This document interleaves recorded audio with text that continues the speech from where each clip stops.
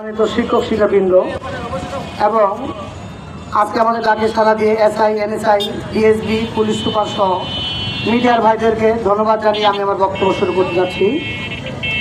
1993 সাল থেকে শিশু গণশিক্ষা কার্যক্রমে আমরা দায়িত্বরত রয়েছি। 7ম পর্যায়ে আমাদের এই প্রকল্পটি পাস হয়। এই প্রকল্পটা পাস হওয়ার পরে 2024 সালে ডিসেম্বরে আমাদের এই প্রকল্পের মেয়াদ শেষ হয়ে যায়। এরপরে এখন পর্যন্ত 3 মাস চলছে, 3য় মাস রানিং চলছে। আমাদের এই প্রকল্পটি নিয়ে গড়িমসি চলছে।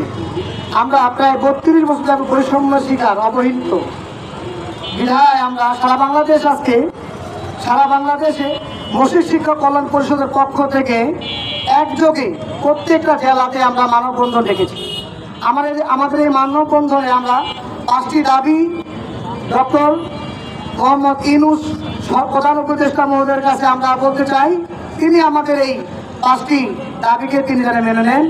1 নম্বর হলো মসজিদ ভিত্তিক শিশু ও গণশিক্ষা কার্যক্রম মাহে রমজানের মধ্যে আমাদের বেতনগুলো দিয়ে দিতে হবে।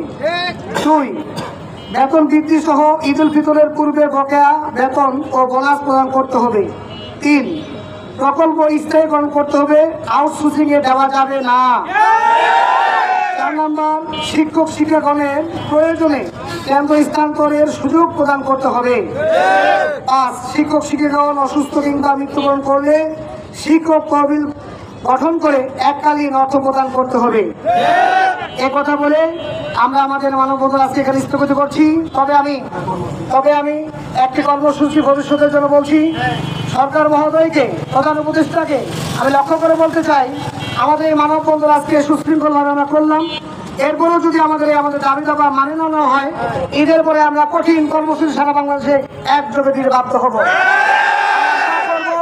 আমি আশা করব বিনোদনভাবে আমি আবদার করব প্রধান উপদেষ্টা ডক্টর ইউনূস সাহেবকে তিনি আমাদের এই প্রকল্পকে স্থায়ী করে পালন করে দেন এবং আলেমদের দিকে দৃষ্টিপাত করে জনগণের সন্তানদের, মুসলমানদের সন্তানকে কোরআন শিক্ষার ব্যবস্থা করে তিনি দেন।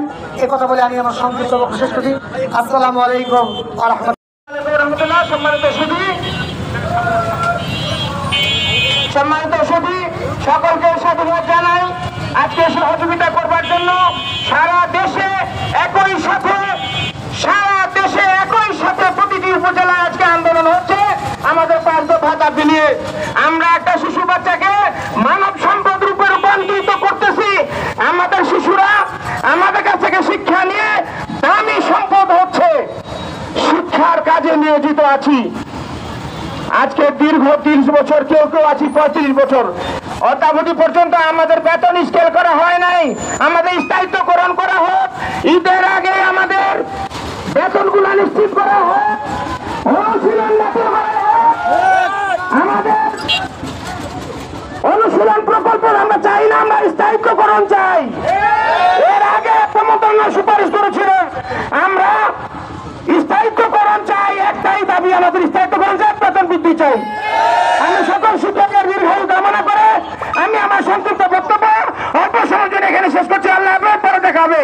সভাপতি জনাব মোহাম্মদ খোকন এসেছি। আমরা সরকার বাহাদুরের দৃষ্টি আকর্ষণ করছি যে আমরা আজকে এই প্রকল্প হিসাবে চলছে আজকে 35 থেকে 37 বছর ধরে, কিন্তু আমাদের কোনো ব্যবস্থা হয়নি স্থায়ীভাবে। আমরা চাই সরকার বাহাদুর আমাদেরকে স্থায়ীকরণ করুক, স্থায়ীভাবে আমাদেরকে নিশ্চিত করুক। আমরা চাই আমাদেরকে আউটসোর্সিং না দিয়ে আমাদেরকে স্থায়ীভাবে স্থায়ীকরণ করুক। আমাদের বেতন ভাতাকে নিশ্চিত করুক, এটা আমরা চাই। আমরা ছোট্ট বাচ্চাদেরকে শিক্ষা প্রদান করে আজকে আমরা স্কুল, কলেজ, মাদ্রাসা, ভার্সিটিতে লেখাপড়া করছে এবং উচ্চশিক্ষায় শিক্ষিত হচ্ছে।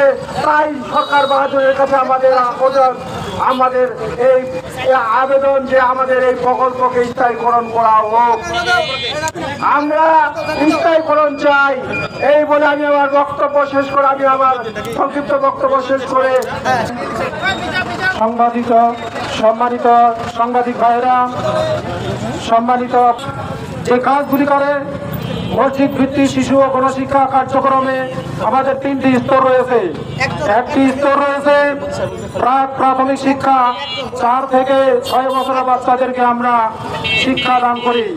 নিরক্ষরতা দূর করে তাদেরকে আমরা প্রাইমারিতে ভর্তি করার ব্যবস্থা করে দেই। এরপরে আরেকটি স্তর রয়েছে আমাদের পবিত্র কোরআনুল কারীম শিক্ষা দান করি আমরা। এই পবিত্র কোরআনুল কারীম শিক্ষা অর্জন করে অনেক ছাত্র আমাদের বিভিন্ন মসজিদে ইমামতি করছে, বিভিন্ন প্রতিষ্ঠানে এখন তারা চাকরিও করতেছে। এরপর আরেকটি স্তর রয়েছে আমাদের বয়স্ক শিক্ষা।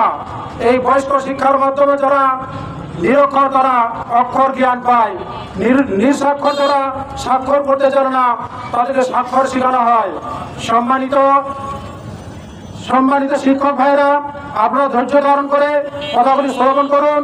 আমরা মাননীয় প্রধান উপদেষ্টার দৃষ্টি আকর্ষণ করছি, আপনি লাগবেন আপনারা করেন, আমরা খুশি হয়েছি। আরেকটি আপনার কাছে আমাদের দাবি, এই যে সারা দেশে ৭৬,০০০ জনবল আমরা আছি, রুজি রোজগার আমরা মসজিদ ভিত্তিক শিশু ও গণশিক্ষা কার্যক্রমের মধ্য দিয়ে আমরা করে থাকি। আপনি আমাদেরকে রাজস্ব খাতে স্থানান্তর করা দেন, আপনার কাছে আমাদের দাবি। উপজেলার শিক্ষক মহোদয়গণের সম্মানিত প্রতিনিধি এবং মাঠ পর্যায়ের একজন বিখ্যাত পরিদর্শক জনাব আনিসুর রহমান ভাই আপনাদের সামনে এখন গুরুত্বপূর্ণ আলোচনা পেশ করবেন।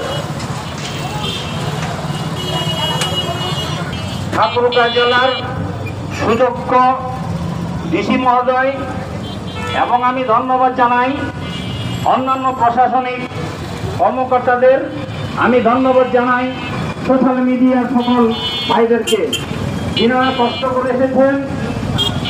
শিক্ষক শিক্ষিকাবৃন্দ তাদেরকে অক্লান্ত পরিশ্রম যে কষ্ট করে রমজানে রোজা নিয়ে এখানে এসে আজকে এই জেলা মহোদয়ের মাধ্যমে, জেলা প্রশাসকের মহোদয়ের মাধ্যমে সরকারকে অবগত করার জন্য সকলকে আমি জানাই সর্বস্তরে ধন্যবাদ।